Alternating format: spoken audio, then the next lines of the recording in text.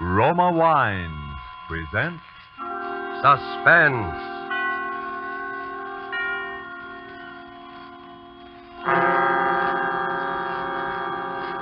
Roma Wines, made in California for enjoyment throughout the world.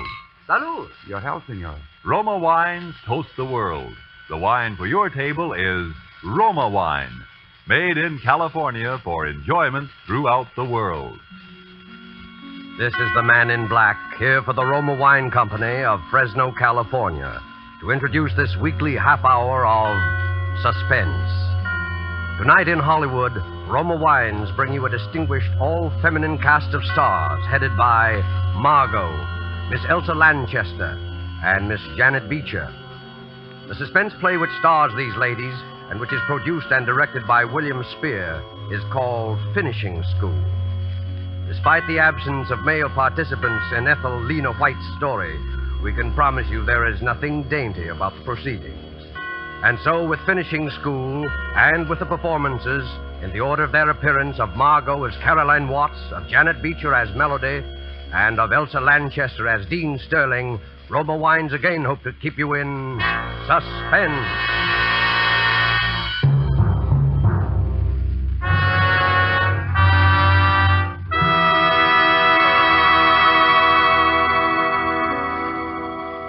I can see them so vividly now, just as I saw them the very first time. Those high stone ivy-draped walls of Miss Nash's School for Girls. And the first person who greeted me, that amiable soul, Miss Melody. I can see her, too. It was she, in fact, who showed me into my new room and who stood there watching me a moment, smiling. This is your first teaching job, isn't it? How did you know? Well, if you've been around nothing but teachers for 30 years, you'd know, too. Let me guess now. Your subject is either French or... No, it's sport. On the nose. What's your subject, Miss Melody? Mine? Come in. Caroline Watts? Yes? I'm Miss Sterling, the dean. Welcome to the Nash School. Oh, how do you do, Miss Sterling? I've been looking forward to meeting you. Thank you. I wanted you to know about the general faculty meeting in my office at 3 this afternoon. I'll see you then. At 3 o'clock? Oh, Yes. Melody. Yes, Sterling. Miss Nash is a little concerned about the new students. You might just check up on supplies for the 3rd floor. It's already taken care of. Oh, very well. I should answer your question, Miss Watts. You see, my subject is housekeeping. Oh, I didn't know. I just supposed that you were one of the teachers. I was, up until a year ago, when Miss Penelope passed away. Oh, yes, that was Miss Nash's sister. No changes like that are inevitable, I suppose. As inevitable as, well, that ugly rumor. Ugly rumor? About Miss Penelope's death. But I hadn't heard any rumor or anything about her death. Oh, then I'm sorry, Miss Watts. I assumed you were that familiar with the school. What was the rumor, Miss Melody? Oh, it was nothing really, not even worth repeating. But I imagine Wait, Miss Melody. Look, I'll hear about it sooner or later. Well, it was just a silly, stupid tale. But somehow it got around that Miss Nash's sister had been frightened to death.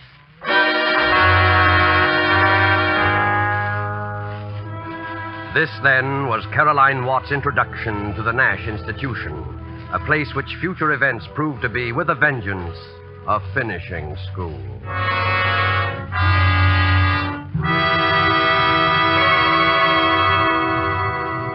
Thus, the prologue for tonight's tale of Suspense. The narrative will be resumed in a moment. But first, let's take a little journey. We'll journey to a capital in Latin America. Here at a gay legation party on a lantern-hung terrace beside a garden pool. Listen. Everything is perfect at your wonderful party, including this exquisite wine. It is a wine that helps to bring back pleasant memories. I, of course, agree. It helps good friends such as us to appreciate good food, too. And this sherry has come far to add enjoyment to our legation party. It is of the famous vineyards of California in the faraway United States. See? It is the celebrated Roma wine. Yes, Roma wines are prized in other countries for the great enjoyment their superb quality affords. They are esteemed as something rare, a luxury. But you in America may enjoy Roma fine wines in all the variety of types as an inexpensive everyday delight. So trifling in cost are these fine Roma wines here in America that you can be a most generous host, offering to each of your guests his or her favorite, a delicious tangy California sherry, a fine California claret or burgundy, or a heavier, sweeter California port. You'll be delighted to learn from your dealer at what small cost you can get an assortment of several types, permitting you now to boast of your private wine cellar. Ask for Roma, R-O-M-A, America's largest selling wine. Roma wine, made in California for enjoyment throughout the world. And now it is with pleasure that Roma Wines bring back to our soundstage Margot, Elsa Lanchester, and Janet Beecher in Finishing School, a tale well calculated to keep you in suspense.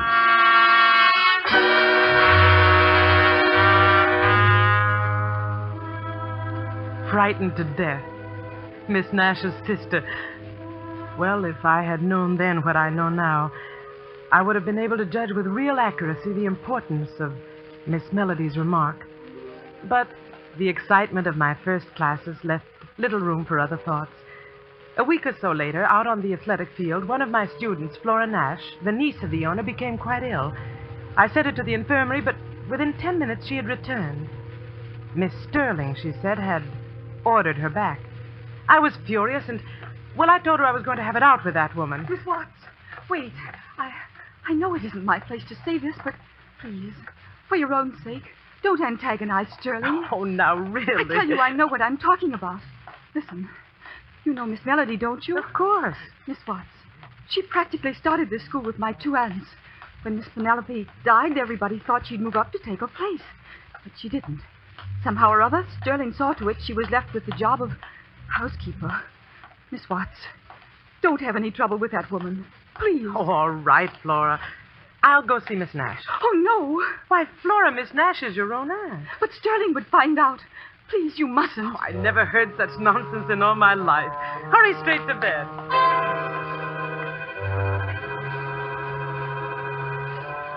I went to the top floor of my building and entered the small waiting room of Miss Nash's quarters. It was empty, but just opposite was the door to the private apartment, almost halfway open, and I walked over to it, ready to announce myself. Then I stopped, dead still. Penelope. For it was then that I heard Are you there, Miss Sterling's Penelope? voice. We're almost in touch. Yes, I hear her now. Very faint, but nearer.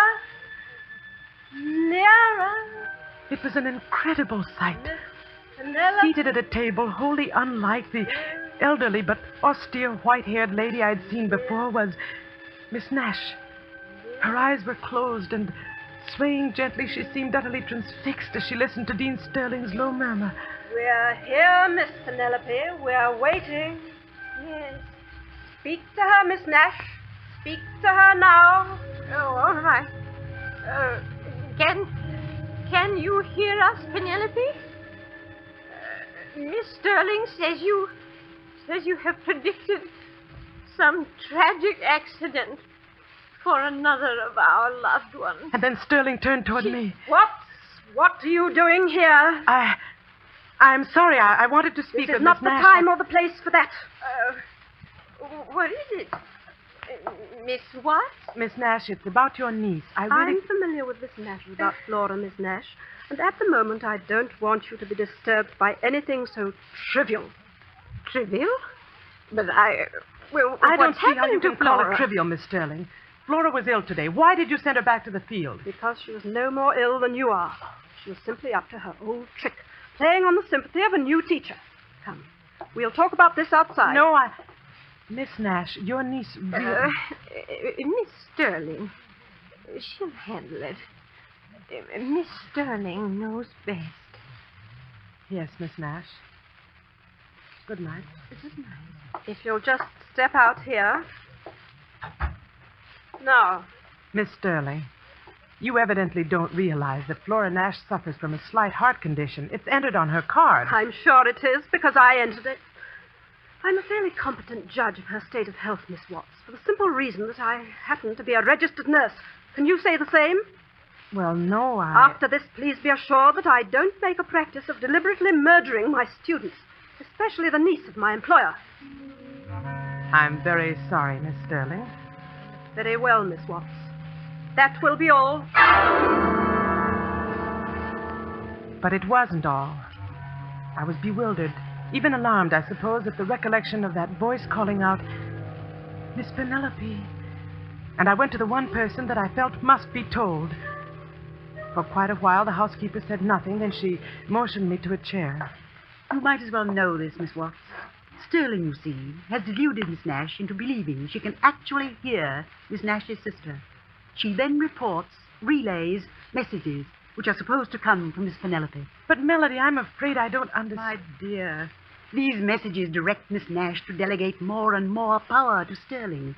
That's her grip on Miss Nash. That's the instrument she's using to get the whole school away from her. I can't understand. Miss Melody, how could she ever delude Miss Nash that way? The head of a school, and intelligent... Also an old, grief-stricken woman, Miss Watts. More important, she's a woman who's been thoroughly sold on Sterling's clairvoyant power. You see, Sterling's made quite a number of predictions, and always they've come true. They've come true? Because she makes them come true. Miss Watts, there's a reason why I've told you this. I have the feeling that rather soon there'll be another prediction, and somehow, some way, it mustn't be allowed to come true. I want your help. Miss Melody, what could we do? Yes? Sterling. What? I'm perfectly aware that you regard me as a very ominous creature, a sort of Lady Macbeth. No doubt your special charge, Flora Nash, shares the same views. So, bring her along when you come to my cottage tonight. Your cottage? Yes, there'll be some other girls. I'm having a little party. Well, I hadn't... What's the matter? Don't you want to? What? Oh, yes. Yes, of course I do, Miss Sterling. I'd love to come, thank you. Good. And you can come too, Melody. 8 o'clock sharp.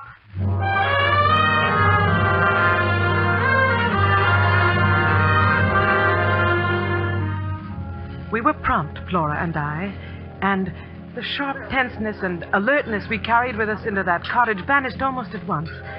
To my surprise, I discovered that when Sterling chose to be, she was one of the most compellingly charming women in the world. And that night, she chose to be. Flora, since you're the one student in the whole pack of teachers, we'll make you the guest of honor. Now, what would you like to do? Gee, I don't know, Miss Sterling. Anything, I guess. Have you any ideas, Miss Watts? Well, we can always play cards. That, of course, is exactly why we shouldn't. Sterling, I've got it. What? Remember last spring, that seance you gave us? Oh, no. Oh, swell. No, I don't think so, Helen. In the first place, I haven't picked up a single new trick. Oh, that's all right. It'll all be new to Watts and Flora. Come on, give them a chance to see you demonstrate your real powers. Yeah. All right, then. Oh, no, I'd rather not. Flora, you're not scared, are you? A little, maybe. Well, don't be. It's all in fun, like watching card tricks. Need any help in here? Oh, thank you. Yes, we'll use this large table. Come on, Flora, you stick with me. All right, Miss Watts. So presently, in a room quite dark, we ranged ourselves about a large bare table, at the very head of which sat the dean. And then, for several long moments, there was quiet, broken at last Yes. by the low drone of Sterling's voice. Yes. I hear you. Yes. Yes. But you must announce your presence. Let us know you're here. Speak louder. Louder. Your name is Coleman. Miss Watts, Coleman Nash. that's my great uncle. And you're trying to warn? To warn?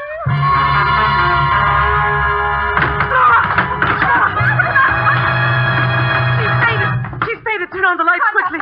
It's her heart. Get the doctor quick. Call him somebody. The phone's in the bedroom. bedroom, and Helen... Yes? I'll want some digitalis. You'll find it in the medicine chest in the infirmary. Here are the keys, and hurry. I'll be right back, Sterling. Here, Watts. Here, let's pick her up. We'll put her on the sofa. That's it. Must have been frightened. Yes. Frightened nearly to death. There. Miss Sterling, you did this deliberately. Deliberately? You knew that girl's heart condition. Why, Watts, you can't anticipate a thing like that. I was simply going to tease her, warn her not to fake any more illnesses. Yes, well, you see how she's faking this one. You planned this, Miss Sterling. The party, having her here, finding out her uncle's name. I happen to know her uncle's name. It was a joke, a game. Everybody knows that. A game? She's coming to. You tell these women it was a game, but will you tell that to Miss Nash? Don't know what you're saying. Oh, yes, she does. You'll show Miss Nash the proof of another successful prediction. Melody. You'll have her completely at your mercy.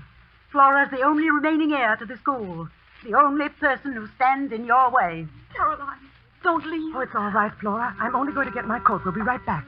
Please, don't worry about a thing. Come along, Miss Melody.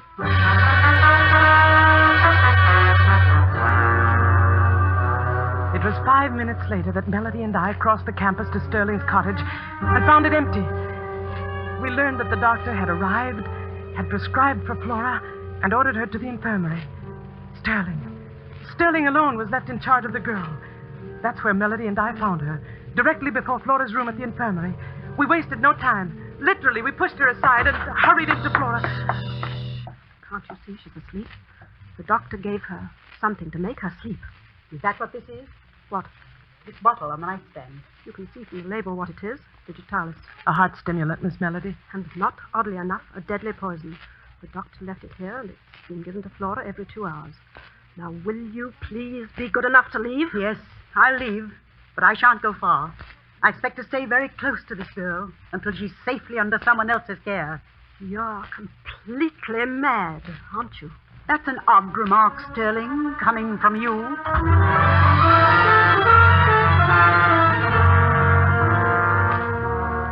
We maintained a watching post not far from the room. And from there, first Melody, then I made regular trips to the bedside. Flora was better, there was no doubt of that. And so at last I dropped off to sleep. A sleep that lasted for an hour or more. For dawn was filtering into the long infirmary corridor when I awoke. Suddenly, Melody was shaking me. Caroline, it's happened. What do you say? Caroline, it's happened. What are you saying? She's dead. Flora's dead.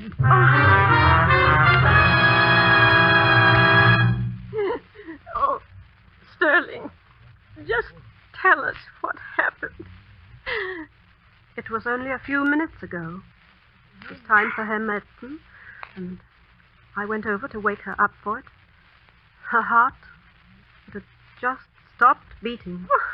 The medicine? The digitalis, you mean? That's right, Melody. Where is it? What? Where is it? Where's the bottle of medicine? Why, it's... It used to be on that nightstand there. But it isn't now. Where is it, Sterling? What have you done with it? I don't know. Let's see. Under the bed. It might have rolled under... But it didn't. Nor under the chest of drawers either. Perhaps we should look out of the window. Maybe Sterling decided not to give her any medicine at all. Miss Melody, this medicine chest, it's locked. Locked? Yes, do you happen to know where the key is?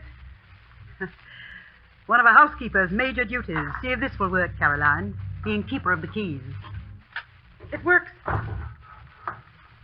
Melody! Miss Nash, look! What is it? It's Sterling's bottle of medicine. Unopened. Unopened and unused. I was right, Sterling. You just sat there and watched her die. That's not true. Helen, you saw me give Flora some medicine early tonight, right after the doctor left. Helen, you remember that, don't you? Well, it looked like a different bottle, Sterling. A different bottle, yes. And I can guess what was in it. A sleeping draught. That's what you gave us, Sterling. You knew that even a slight overdose would stop a weakened heart. All right, Sterling. We found one bottle. The one that would have saved Flora's life. Where's the one that took it? You should know that, Melody. What? You should know where that bottle is, because you took it out of this room just a little while ago when I was calling Miss Nash. You are insane. What's more, you brought it into this room. Tonight, in one of your countless visits. You brought in a bottle of heavy sleeping draught and exchanged it for digitalis.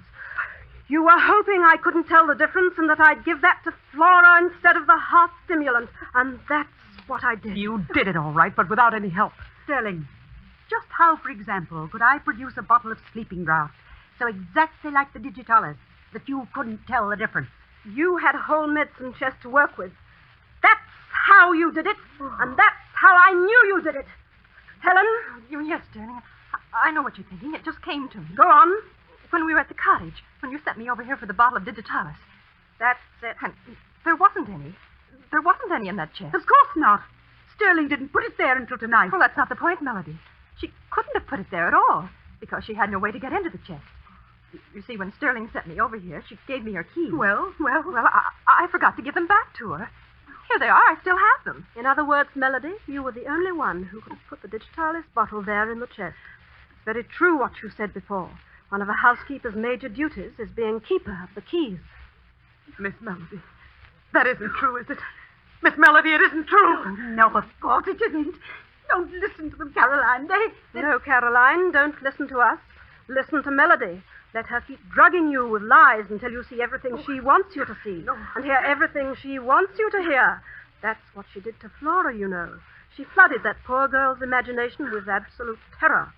And then she killed her. I didn't kill her. Why should I? Why would I want to? Why? So you could get Flora out of your way. So you could accuse me of killing her and get me out of your way, too. So you could have a clear path to Miss Nash. Well, Melody, your plan backfired. But you're not getting me out of the school. Helen, Watts, go phone the police. I'll never leave. Do you hear that? I'll never leave. Never. Oh, yes, you will, Melody. Yes, you will.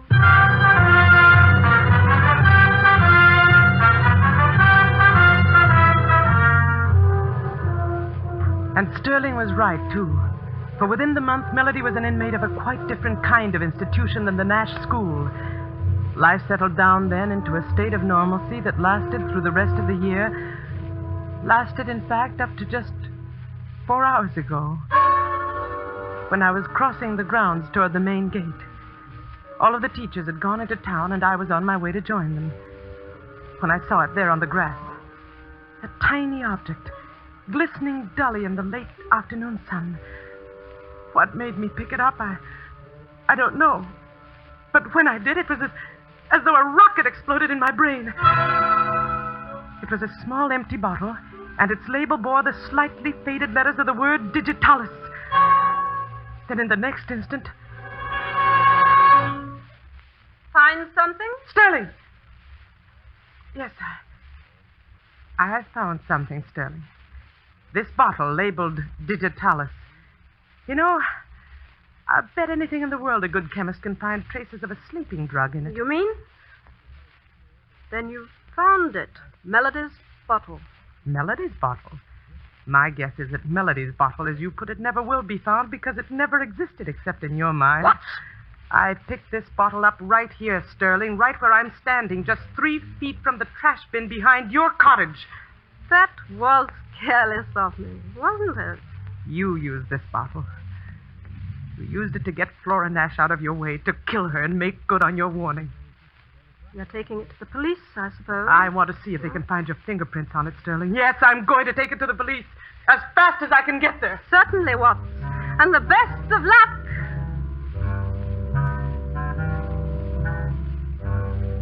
She went on inside her cottage, and I struck out across the grounds for the main gate and the road into town. I reached the gate just in time to hear the school caretaker clang it shut. Miss Sterling, he explained, had just telephoned the order. An early closing hour. I remembered the service driveway then, the other passageway through those high stone walls which encompassed the grounds, and I found that it, too, was locked. I was a prisoner. And then it was right then that the solution came to me. I should have thought of it before. Miss Nash herself was in those grounds, right on the top floor of my own building. I would take the bottle to her. I would show her the proof. I flew up the stairs, down the corridor, entered her small waiting room, and then stopped. just beyond me, through the open doorway of the darkened suite was Sterling and Miss Nash. Another tragedy before this school year ends. That's the warning I hear. A warning? From Flora, did you say? From my niece? From your niece. Oh. She says there will be more tragedy Oh, no. before this school year ends. Tragedy. Oh. For one more woman here.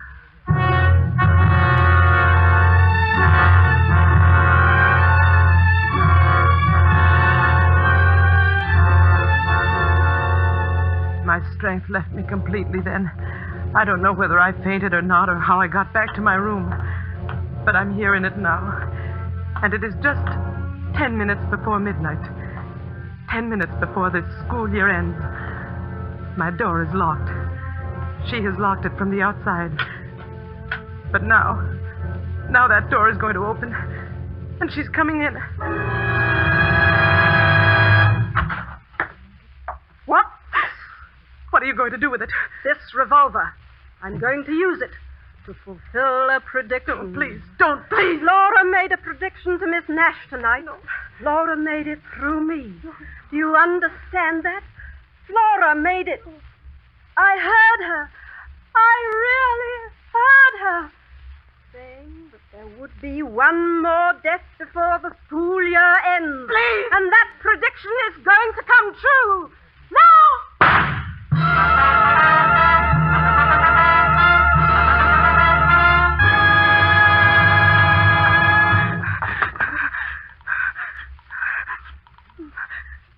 Hello, the police station. You'd better send someone over to the Nash school right away. There's been somebody's shot herself dead.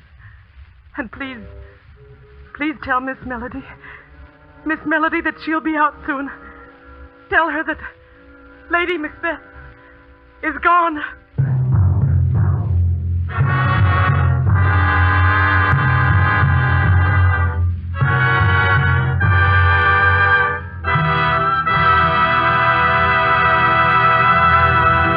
And so closes Finishing School, starring Margot, Elsa Lanchester, and Janet Beecher. Tonight's tale of Suspense. Before we tell you about our star and story for next week, a word about an American anniversary of 173 years this week. Still standing in California is a little winery founded in 1771. Settlers from foreign countries discovered early that California vineyards were among the world's finest. That in the rare combination of climate and soil which produces perfect wine grapes, California surpasses some of the most famous Old World vineyards.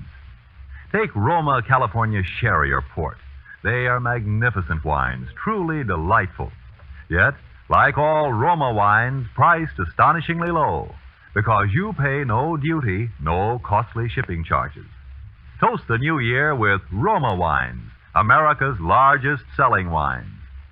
And let us hope that next New Year's we'll all be together, our sons and daughters, our husbands and fathers, in a world at peace. We help make this more certain with the war bonds and stamps we buy. So for 1944, increase your purchases of United States war bonds.